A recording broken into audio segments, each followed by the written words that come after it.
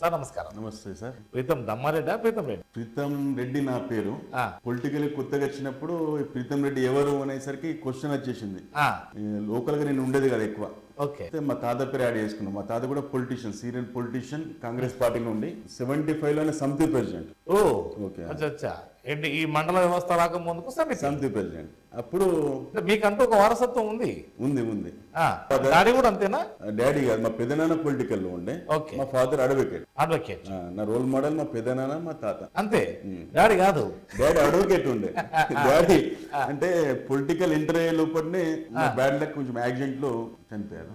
అప్పుడు మీరు age of 12 to 13 years. Father we can't live in this society. Cause అంటే school వెళ్ళేటప్పుడు వేరే పిల్లలు పేరెంట్స్ ఫాదర్ అని మాట్లాడుతూ ఉంటే మనకు బాధ అనిపిస్తుంది. మరి మీరు కూడా అదే వైపు, ఎందుకంటే అడ్వకేట్ కాబట్టి చదువుకు తర్వాత ఏమైనా ఉద్యోగం వైపు వెళ్ళాలి? యాక్చువల్గా ఫ్రాంక్లీ చెప్పాలంటే నేను కొంచెం ఎడ్యుకేషన్ లో లోటు. మా ఫాదర్ మదర్ ఎప్పటికీ తిట్టేది కొట్టేది. పూరే కొంచెం. మా ఫ్రెండ్స్ అందరు హై సొసైటీలో మంచి అమెరికాలో ఉంటున్నారు, డాక్టర్స్, ఇంజనీర్స్, మా క్లాస్మేట్స్ అందరు. పొలిటికల్ గా నేను ఒక్కనే వచ్చిన, కానీ మా వాళ్ళు అందరు హ్యాపీగా ఉన్నారు. ఇప్పుడు అరే మా వాడు పొలిటికల్ వచ్చిండు, ఎగ్జిస్ట్ అయ్యారు మొత్తం. చాలా ఫ్రెండ్స్ అందరు హ్యాపీగా ఉన్నారు. ఇప్పుడు కుటుంబ భారం కూడా కొంత పడుతుంది కదా. చిన్నప్పుడు మీరు ఒకరేనా? నేను, మా బ్రదర్ ఉన్నాడు. మరి మీ బ్రదర్ ఏం చేస్తుంటాడు? బ్రదర్ బిజినెస్ చూసుకుంటారు. ఏది కొంత ఎడ్యుకేషన్, ఆ తర్వాత మళ్ళీ వ్యాపారమా?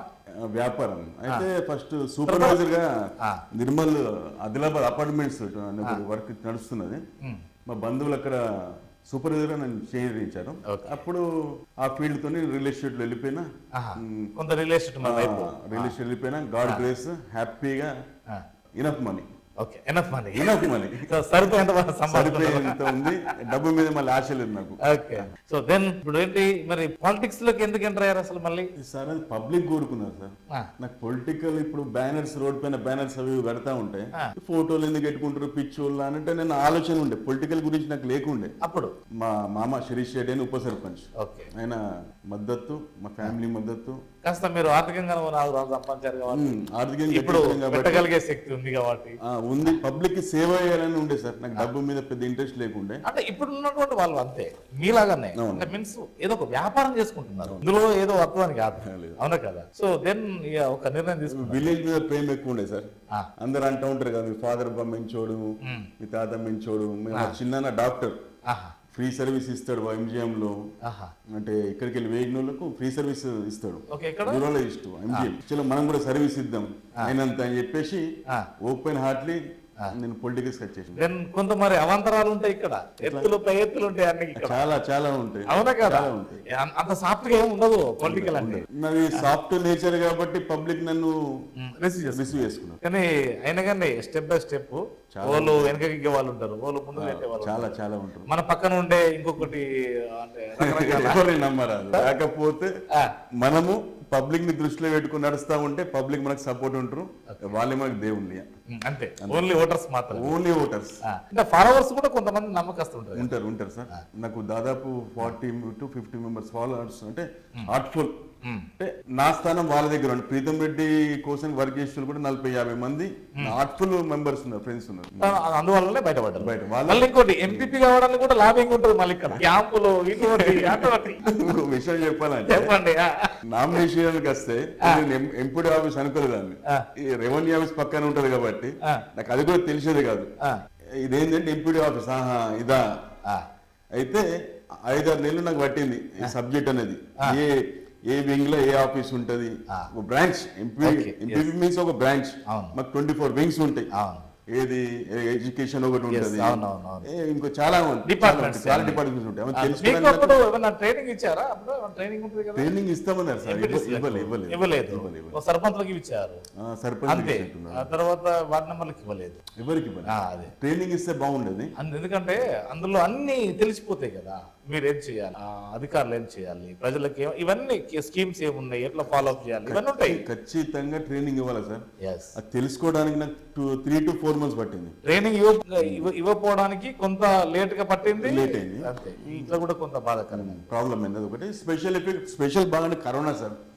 కరోనాలో ఇప్పుడు నాటువంటి వాళ్ళు సర్పంచ్లు చాలా ఇబ్బంది పడ్డారు. మా మండలం 32 మంది సర్పంచ్లు ఉంటే 20 మంది మహిళా సర్పంచ్లు. ఓ అబ్బో, మహిళా లోకం ఎక్కువ. 32 మంది సర్పంచుల్లో ట్రైబల్ సర్పంచులు 17 మంది ఉన్నారు, 17 మెంబర్స్. వాళ్ళకి ఇబ్బంది అయింది. సో మొత్తం మీద అంతా సరుకున్నది ఇప్పుడు సదురుకున్నది అంటే చూడ టౌన్ మట్టం చాలా బాగుంది సార్. ఎందుకు దాదాపు NRES లో మేము 2.5 కోట్ల నిధులు తీసుకొచ్చినాం కేటీఆర్ గారి ఆశీస్సులతో. మంచి మార్కెట్ మొత్తం రోడ్స్ వేసినాం. మళ్ళీ సెంట్రల్ లైటింగ్ రీసెంట్ గా మా ఎమ్మెల్యే గారు మంచి హైవే కాస్త అంటే డెవలపింగ్ బాగానే అనుకోవచ్చా ఏమన్నా సార్? ఇది మార్కెటింగ్ 4 to 5 మండలానికి ఇది ఒక హెడ్ జోన్. జోన్ ఇది ఇప్పుడు బోత్ అన్నా కానీ కొంత లోపల లోన్ ఉంటుంది సార్, కానీ ఇది కాదు రోడ్. అంటే రేపు ఒక నియోజకవర్గం అయ్యే స్థావరాలు కూడా అవపడుతున్నాయి. చోళ మండల్ బౌత్ కాన్స్టిట్యున్సీకి ముఖదరం సార్. బౌత్ కాన్స్టిట్యూన్సీ ప్రతి ఒక్క ఏముంటా అంటే ఇక్కడ ఒక ప్లాట్ ఉండాలి, ఇల్లు కట్టుకోవాలన్నట్టు అందరికి ఉంటది. కాక మా కొంచెం ఏజెన్సీ ప్రాంతం అయినా కానీ గిరిజనులు అందరూ కలిసి ఉంటున్నాం కాబట్టి మా ఇంత డెవలప్మెంట్ అయింది. సాటిస్ఫాక్షన్ ఉన్నారా? ఏం సార్ అంటే నేను సాటిస్ఫై ఉన్నాను. కాకపోతే కొన్ని రైట్స్ మాకు ఇచ్చేది గవర్నమెంట్. ఏం రైట్స్ అంటే విడో పెన్షన్ ఉందో, ఓల్డ్ ఏజ్ పెన్షన్ ఉందో, వాళ్ళు వచ్చి సార్ మాకు పెన్షన్ తొందరగా అంటే మేమేం చేయలేకపోయినాం. చాలా ఒకటి ఆన్లైన్ లో ఉంది, కాస్త ఫాలో అప్ చేయండి అంటే చేయలేకపోయినాం. మళ్ళీ ఈ రేషన్ కార్డ్స్ కానీ చిన్న పెద్ద కోరికలు ఉన్నాయి పబ్లిక్. ఇప్పుడు ఇక్కడ ఇక్కడ రెండగా అనుకోవచ్చు. ఇక్కడ ఉన్న మీలాంటి వాళ్ళకి ఎమ్మెల్యే గెలిచిన సంతోషం, ప్రభుత్వం మీద అంటే బాధ చాలా బాధ ఉంటుంది సార్. మేము ఎన్నో హామీలు ఇచ్చి వచ్చినాం. మేము ఎమ్మెల్యే గారితో కూడా వయసు తీసుకున్నాం. చాలా మంచి వ్యక్తి సార్ ఎమ్మెల్యే గారు. ఆయన 3 times ఎమ్మెల్యేగా ఓడిపోయారు. కాకపోతే మా ఎమ్మెల్యే గారు గ్రాంట్స్ తీసుకొస్తారని నాకు ఖచ్చితమైన నమ్మకం ఉన్నది. సో ఇంకొకటి ఇక్కడ సమస్య ఏంటంటే ఎమ్మెల్యే గారు 3 సార్లు ఓడిపోయారు. సో ఇప్పుడు గెలిచారు. కానీ ప్రభుత్వం కొద్దిగా ఇటు అంటే వ్యతిరేకంగా ఉండడం వల్ల ఏమన్నా అంటే అనుకున్నది సాధించకపోతారా? అపనమ్మకం ఉంది అట్లేం లేదా? అయితే వేరే ఏరియా గురించి మాకు తెలియదు సార్, కానీ మా ఎమ్మెల్యే గారి మటుకు ఆయనకు పరిచయాలు కాంగ్రెస్ పార్టీకి చాలా బాగున్నాయి. అవును, ఎందుకంటే కాంగ్రెస్ నుంచి వచ్చింది కదా. అంటే ఇప్పుడు వాషౌట్ అవుతుంది మాక్సిమం రేపు రావణ కాలంలో. అంటే ఇప్పుడు అప్పుడు బీఆర్ఎస్ ఎట్లా కాంగ్రెస్ వాళ్ళని వాషౌట్ చేసి వాళ్ళు కూడా అదే పనులు ఉంటారు కదా. అంటే ఖచ్చితంగా ఇది నా మాట కాదు, ఎస్టర్డే న్యూస్ నైట్ న్యూస్ అనుకుంటా. నియర్ అబౌట్ 15 ఎమ్మెల్యేస్ మేము తీసుకుంటాము, బీజేపీకి కూడా తీసుకుంటామనే వాళ్ళ వర్షన్ కానీ అంత ఈజీ కాదు సార్, అంత ఈజీ కాదు. అంటే ఇప్పుడు రేపు ఎంపీ ఎలక్షన్స్ ఉన్నాయి కదా, అప్పుడు కానీ అసలు ఏంటి ఇది బలపడుతుందా ఇంకా వీక్ అవుతుందా అనేది ఏం చెప్పరా సార్? ఎంపీ ఎలక్షన్ లో వాళ్ళ వీక్ అయితే మేమే తీసుకుంటాం కావచ్చు. మా working president legend sir KTR గారు, చాలా షార్ప్. పర్వాలేదు, చాలా షార్ప్ సార్. 10 మంది జవాబు ఇస్తారు సార్ ఒక్కైనా అసెంబ్లీలో. అంటే అదే ప్రమాదం అవుతుంది. ఇప్పుడు ప్రమాదం అయ్యేది ఏంటంటే నువ్వు ఒక్కనివే ఉన్నావా, మీదే కదా అంటే కుటుంబ పాలన ఇంకెంత కాలం ఇది. సాటి శాసనసభ్యునికి మీ దానిలో గెలిచిన శాసనసభ్యునికే నువ్వు స్పేస్ ఇస్తలేవు, అవకాశం ఇస్తలేవు, వాళ్ళకు స్వేచ్ఛ లేదు అనే కోణం కూడా ఇక్కడ ఎదురైతుంది కదా. అంటే ఇట్లా ఏది దీన్ని కూడా అనుకోవచ్చు కదా. ఇప్పుడు 100 మందికి సమానం చెప్పే సామర్థ్యం ఉండవచ్చు, కానీ అవతల అట్లాంటి సార్ ఇప్పుడు కొత్త 9 మంది గెలిచి ఉన్నారు ఎమ్మెల్యేలు. 9 మెంబర్స్ కొత్త వాళ్ళు ఉన్నారు. మీరు అన్నట్టుగా ఇంకా సీట్లను ఎక్కువ చేంజ్ చేస్తే బాగుండేది. 40 సీట్లు చేంజ్ చేస్తే సార్. ఒకటేమో సీట్ల చేంజ్ లేదు, ఇంకోటి స్థానిక సంస్థలకు పవర్ లేదు. పవర్ అయితే లేదు, అంత ఉత్సాహ విగ్రహాలు. ఒక గ్రామానికి ఏదన్నా ఒక ఎంపీపీగా జెడ్పీటీసీ స్థాయిలో పోయి ఇక్కడ ఫండ్ ఒక 50,000తోనే కూడుకుంది. సింపుల్ 50,000తోనే కూడుకున్నది. దీనికి నేను కేటాయిస్తున్నా అనే నిర్ణయం తీసుకోకుండా ఫండ్ లేదు, నిర్ణయం లేదు. అయితే సార్ ఇప్పుడు కొన్ని ఫ్రాడ్స్ వచ్చినాయి అనుకోండి, ఈదురుగాలు ఫ్రాడ్స్ వస్తే అప్పటికప్పుడు ఉండాలి, అప్పటికప్పుడు ఉండాలి. మేము జేబులో నుండి ఏదో 5,000, 2,000, 10,000 ఇచ్చేస్తాం. కాకపోతే మాకు పవర్స్ ఉండాలి. ఎట్లా ఉండాలంటే ఇమీడియట్లీ ఎంఆర్ఓ గారు మాకు ఇది ఇచ్చేయండి, 5,000 to 10,000 ఎంపీడో గారు మీరు ఇవ్వండి అంతే.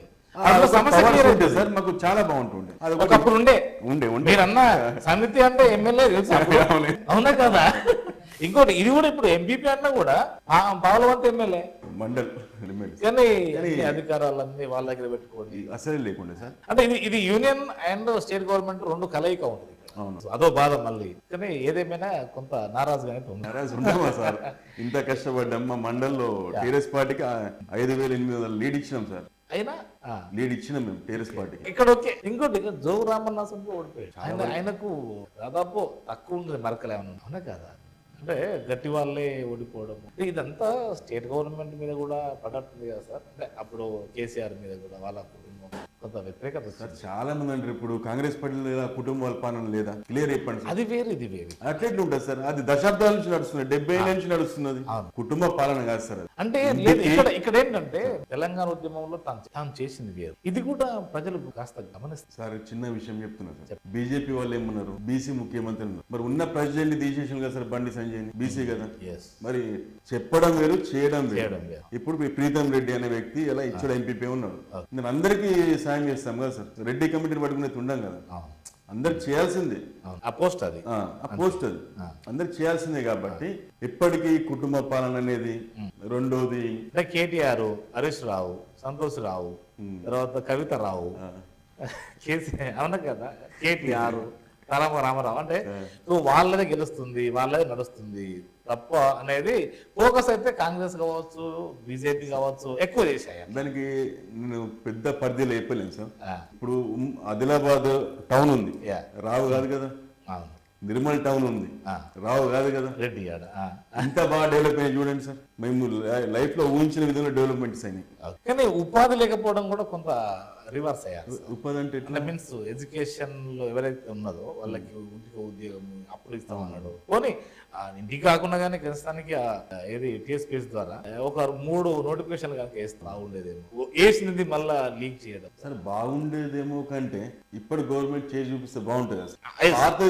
వేస్ట్ కదా, అంతే అంతే. ఎవరో మురుగులు కొంచెం తప్పులు చేసిన దానికి గవర్నమెంట్ కు ఇదైపోయింది సార్. ఇప్పుడు ఒక స్కూల్లో టీచర్ కొంచెం తప్పు చేస్తే స్కూల్ కి చెడ్డ పేరు వేసినట్టు, ఎవరో లీక్ చేస్తే గవర్నమెంట్ ఏం చేయగలుగుతుంది సార్. దానికి చేంజ్ చేసుకుందామనే లోపల ఎలక్షన్స్ వచ్చేసి దాని బ్యాడ్. మొత్తం మీద కేసీఆర్, కేటీఆర్ గానీ చాలా నారాజుగా ఉన్నారు. మీరు అంటే మీ అధిష్టానం అంతా అయిపోయింది. లేదు సార్, నారాజు ఏమీ లేదు. 10 years టీఆర్ఎస్ గవర్నమెంట్ పరిపాలించింది, చూద్దాం వాళ్ళు ఏం చేస్తారు. అప్పుడు మళ్ళీ 10 years మళ్ళీ టీఆర్ఎస్ గవర్నమెంట్ వచ్చేది. చిన్న రీజన్ చెప్తున్నా సార్, 20 సంవత్సరాల నుంచి కొంచెం నేను పొలిటికల్ గా చూస్తున్నా, అంటే తెలుస్తుంది కదా సార్, టీవీ చూడడం, పేపర్స్ కానీ. గవర్నమెంట్ ఎస్టాబ్లిష్ అయిన 15 days కి ఏ గవర్నమెంట్ అని ధర్నాలు అయినా సార్ ఫస్ట్ 15 days లోపలనే ఆటోలు ధర్నా చాలు చేసింది. వాళ్ళకి స్వేచ్ఛ ఉంది లేదు అంటే విప్లవం చౌకే ఎత్తేసింది కదా కేటీఆర్ గారు. మీకు అవసరం అయితే మేము ధర్నా చౌక్ మేము మళ్ళీ దాన్ని స్టార్ట్ చేస్తున్నాము, మీరు అడిగి పోయి ధర్నా చేసుకోవచ్చు అంటున్నారు కదా. అంటే ధర్నా అనేది అందరు హక్కు కదా సార్, హక్కు. వాళ్ళ సమస్యలు తెలియజేసుకోవడానికి ఒక వేదిక. వాళ్ళు ధర్నా ఎందుకు చేయాల్సి వచ్చింది? గవర్నమెంట్ విప్లవంతోనే ధర్నా చేస్తుంది కదా సార్. ఎందుకు అంటే మాకు కొంత ఫ్రీ సర్వీస్ అనేసరికి అవుతుంది, వాళ్ళ ఉపాధి కూడా చూడాలి కదా సార్. ఇప్పుడు వరంగల్ కానీ టాపెస్ట్ ఆటోస్ అంటే వరంగల్ కానీ హైదరాబాద్ టాపెస్ట్ ఆటోస్ ఉంటాయి. అంటే కేవలము ఒక ఈ పల్లె బస్సులు ఉంటాయి కదా, పల్లె బస్సులు పెట్టడం ఎక్స్ప్రెస్ కాకుండా ఇవి పెడితే బాగుంటుంది. లేదు సార్, అంటే ఇప్పుడు బస్సెస్ కూడా పెట్టడం మహిళలకు చాలా మంచిది సార్. దాన్ని నేను ఎప్పుడు హార్ట్ఫుల్ గా చేస్తారు.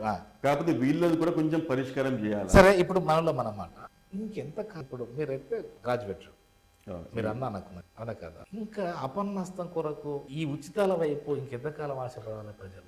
ఇంకా ఆశపడ్డట్టుగా చేసేది ఎవరు? ఉచితం ఏం సార్, వాళ్ళ హక్కు. అది ఏదైనా కానీ అనేది ప్రభుత్వాలు వాళ్ళ అవసరాల కొరకు వాళ్ళ అధికారంలోకి రావడానికి ఒకరంటే ఎవరు? టీఆర్ఎస్ నేను 4,000 ఇస్తానంటే ఏది కాంగ్రెస్ 5,000. అంటే అక్కడ కూడా వేలం పాటలాగా, అట్లా కాకుండా మేము నిజంగా ఈ సర్వీసులు ఇస్తాము అని ఏ పాట అంటలేదు సార్.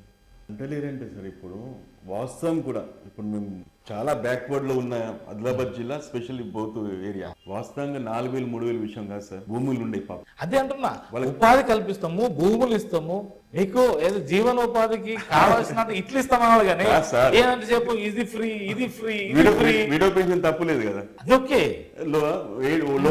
ఓల్డ్ ఏజ్ తప్పు లేదు కదా సార్. అర్హత ఉన్న వాళ్ళకి ఇవ్వచ్చు, 20 ఎకరాలు ఉంటది, నాకు పెన్షన్ కావాలంటారు, ఇదేంటి ఇస్తలేదు కదా సార్. అంటే నేను అనేది ఇట్లాంటిది 5 to 6 years లోపల వాళ్ళకి ఇస్తున్నారు ఏదో సార్. రేషన్ కార్డు చూడండి, అప్పుడప్పుడు చూస్తే ఇవ్వ తెలంగాణ అగ్రగామి, ఓకే, దేశం అగ్రగామి, దేశం ముందుకు వెళ్తున్నది. ఇప్పుడు రేపు 26 జనవరి వస్తుంది కదా, అవునా కదా, ఆ రోజు మొత్తం మీద ఇటు ఇటు ఇక్కడ అటు అక్కడ మేము నంబర్ 1 మీరు నంబర్ 1. మరి దరిద్రం ఏంటంటే రేషియో ప్రకారంగా 90% రేషన్ కార్డులు ఉన్నాయి. ఈ రేషన్ కార్డులు ఉంటే 90% మంది మొత్తం పేదోళ్ళేనా? దేశంలో 90% మంది పేదోళ్ళే, రాష్ట్రంలో 90% మంది పేదోళ్ళే. ఇక అయిపోయాయి. ఇప్పుడు మరి నువ్వు ఈ 70 సంవత్సరాల నుంచి వెళ్ళి ఘనకారం చేసింది, ఈ 10 సంవత్సరాల నుంచి వెళ్ళి అటు బీజేపీ కావచ్చు అంటే నేను చెప్తున్నాను. అంటే ఎందుకు దీని మీద ఒక సమీక్ష ఉండలేదు సార్? ఇప్పుడు చిన్న విషయం చెప్పాలంటే ఇప్పుడు రెసిడెన్షియల్ స్కూల్ చాలా వచ్చినాయి సార్. ఓకే, అంటే ఈ జీవన పరిణామం ఆర్థికంగా బలోపేతం కావడానికి యూనియన్ కావచ్చు, ఇటు స్టేట్ గవర్నమెంట్ ఈ ఉచితాల వైపు కాకుండా వాళ్ళకు భరోసా ఇవ్వడానికి ఏమైనా ప్రయత్నం చేస్తే బాగుంది. ఉచితం కాదు సార్, వాళ్ళ హక్కు వాళ్ళకి ఇస్తుంది తప్ప ఇంకేం. అది హక్కు కాదు సార్, ఉపాధి హక్కు, జీవన ఆర్థిక విధానాన్ని పెంచడం హక్కు. అవునా కదా? ఇది ప్రభుత్వం సార్. ఇప్పుడు లిటరేట్ పర్సన్ ఒక ఆయన ఉన్నాడు, ఆయన 500 రూపాయలు నేను రోజుకి తీసుకొస్తాడు, 4 పిల్లలు ఉంటారు, సరిపో ఈ డబ్బు వాళ్ళకి కొంచెం గెట్ డౌన్ చేయడానికి పనికొస్తుంది సార్. అది కొంతకాలం ఇవ్వాలి, అంటే ఉపాధి అంటే ఇట్లా ఈ సెక్టర్ పెంచాలి. మండలానికి ఒక సెక్టర్, జిల్లా ఏది ఒక కొన్ని నియోజకవర్గానికి ఒక 5,000 మందికి ఒక సోర్సెస్, ఒక ఇండస్ట్రీస్, ఈ విధంగా చేస్తే అంతే కదా సార్. ఇంకెంత కాలము ఏమైనా కానీ మేము ఇస్తామంటే మేము ఇస్తాం, మీరు ఎవరు ఉపాధి అంటే స్మాల్ స్కేల్ ఇండస్ట్రీస్ ఒక గ్రూప్ వాగ్ ఇవ్వాలి. ఒక 10 మెంబర్స్ కి ఇస్తే 10 మెంబర్స్ ఫ్యామిలీస్ వాళ్ళ కింద బతికి 20 ఫ్యామిలీస్ 30 ఫ్యామిలీస్ బతికిపోతాయి సార్. అట్లా స్మాల్ స్కేల్ ఇండస్ట్రీస్. ఇప్పుడు మా వ్యవసాయం సంబంధించిన ఏరియా అదేదన్నా కానీ ఫెన్సింగ్ వైర్ పైప్స్ తో అవి సబ్సిడీ ఇచ్చేలా ఆల్రెడీ బేస్ చైనా సార్, చైనాలో ఇస్తారు. అవునా కదా? ఇంకా ఇది కాదు కదా, ఎప్పటికీ ప్రభుత్వం మీద నేను సాపకుండా ఉన్నాను. ఇంకోటి విద్య వైద్యము ఒక గూడు కిందికి రావాల్సిన, అంటే ప్రైవేట్ అని ఉండాలి, గవర్నమెంట్ ఒకటే ఉండాలి, అందరికి ఒకటే న్యాయం జరగాలి. ఎంపీపీ ఏడ ఉంచుకుంటాడో వైద్యానికి, ఎంపీపీ పిల్లలు ఏడ చదువుతారు, ఒక సామాన్య పిల్లలు అక్కడ చదువు, ఒక ఎంపీడీఓ పిల్లలు అక్కడ చదువుకోవాలి, ఒక కలెక్టర్ పిల్లలు అక్కడ చదువుకోవాలి. అంటే ఈ సిస్టమ్కి ఇంకెంతకాలం పడుతుంది? మనం 70 నుంచి చూస్తున్నాం సార్. అది రాలేదు ముందు కూడా మీకు అర్థమైంది, రాదు. అది ఎట్లా ఎట్లా అంటే సార్ అప్పుడు అలాంటప్పటికే సమాన విద్య, సమాన వైద్యం, సమాన ఆర్థిక సమానత, సాంఘిక సమానత ఏది రాదన్నట్టే. మరి ఇప్పుడు అదే విషయం ఇంకా చెప్తున్నా సార్. ఇప్పుడు ఇదే ప్రాబ్లమ్స్ అయితే చెప్పేసి మాజీ ముఖ్యమంత్రి కేసీఆర్ గారు ఏం చేశారు అంటే రెసిడెన్షియల్ స్కూల్స్, మైనారిటీ స్కూల్స్ ఒక్కొక్క పిల్లగాడికి 1,20,000 రూపాయలు ఖర్చు పెట్టి స్కూల్స్ పెట్టింది సార్. నేను చాలా సార్లు వెళ్ళిన, వెంట్ సో మచ్ టైమ్స్. అక్కడ they looking like convent school sir, convent school children. Clear sir, clear గా చాలా బాగున్నారు. లాభం వాళ్ళ ఇన్ఫ్లుయెన్స్ అక్కడ సాంఘిక సమానత్వం అనేది, అంటే మీన్స్ స్టేటస్, ఇది రెసిడెన్షియల్ బీసీ, ఇది రెసిడెన్షియల్ అలా కాకుండా తెలంగాణ గవర్నమెంట్ అంటే ఓటు పెట్టుకుంటే అయిపోతుంది కదా. నేను ఇలాంటి మార్పు అవసరమా లేదా? అట్లా అవసరం సార్, మార్పు అయితే అవసరం. అప్పుడు కదా నమ్మకము ప్రజలకు, అందరికి, ఎవరికైనా ఈ స్టేటస్ కదా ఎవరికైనా కోరుకునేది. ఈసారి టీఆర్ఎస్ గవర్నమెంట్ వస్తే స్కూల్స్ అని బాగుపడుతుండే సార్, చాలా బాగుంటుండే. సో ఇప్పుడున్న ప్రభుత్వం కూడా అదే పోనీ ఇప్పటి నుంచి స్టార్ట్ చేస్తే బాగుంటది కావచ్చు. బాగుంటది, అది ఏదైతే డెవలప్మెంట్ రాజకీయం విలువలతో కాకుండా అంత వ్యాపారంతో సంబంధాలు ఏర్పడుతున్నాయి. నిజమే, రాజకీయం అంటేనే వ్యాపారం అయిపోయింది. వ్యాపారం ఏమైంది సార్? ఇప్పుడు 4 years బ్యాక్ నేను ఎంపీపీగా కూర్చున్నా సార్. నా బ్యాంక్ అకౌంట్ చూడండి, చూస్తే అప్పుడు మంచి ట్రాన్సాక్షన్ ఉండే. ఇప్పుడు లేదా? ఇప్పుడు సివిల్ పడిపోయింది సార్, సివిల్ పడిపోయింది. నేను కారు విషయంలో తప్ప నేను డబ్బులు వేస్తలే, అప్పుడు పరిస్థితి ఉంది. డబ్బులు లేవు సార్. అవన్నీ నేను ఇప్పుడు అనుకుంటా, ఇప్పుడు ఎమ్మెల్యే అయిపోయాడు, కోట్లు సంపాదిస్తాడు, అన్ని తప్పు. నేను అనట్లేదు, ఇక్కడ రాజకీయాలకు రావాలంటే వ్యాపారం ఏదైనా ఒకటి ఉండాలి కదా అంటుంది. అదేంటున్నాను, ఇది వ్యాపారం అయిపోయింది, పెట్టాలి ఇట్లా తీసుకున్నట్టుగా జరిగే విషయం ఫస్ట్ పెట్టాలి. అట్లా ఉండదు సార్. ఇప్పుడు జోగురామన్న గారు ఉన్నారు, ఐకిరెడ్డి గారు ఉన్నారు, మా ఎమ్మెల్యే గారు ఉన్నారు. వాళ్ళకి ఎప్పుడు ముందు వ్యాపారాలు లేకుండా, మా ఎమ్మెల్యే గారికి లేకుండా ఇప్పుడైతే వ్యాపారం ఉంటుంది నడుతుంది. మరి అది వ్యాపారం లేదు సార్. కానప్పుడు మీరు ఉన్నారు ఎంపీపీగా, ఒక వ్యాపారం చేసుకుంటూనే ఇక్కడ కూర్చోగలుగుతున్నారు, లేకపోతే లేదు. మరి లేదు కూర్చోలే, పర్ఫెక్ట్ సార్. దాంట్లో కానీ మన వరకు మనం చేసుకుంటూ మనం ప్రజలకు సేవ చేయాలంటే మనకు పక్కనే మనం ఉండాలి. సో మనం ఒక ప్రభుత్వానికి సూచన, ఈ స్థానిక సంస్థలకు విలువ లేకపోవడం, సమీక్ష లేకపోవడం వల్ల గత ప్రభుత్వం కోల్పోవాల్సిన సమయం ఏర్పడు. ఈ ప్రభుత్వమే కానీ స్థానిక సంస్థ లీడర్లను గుర్తించవలసిన అవసరం ఉందా సార్?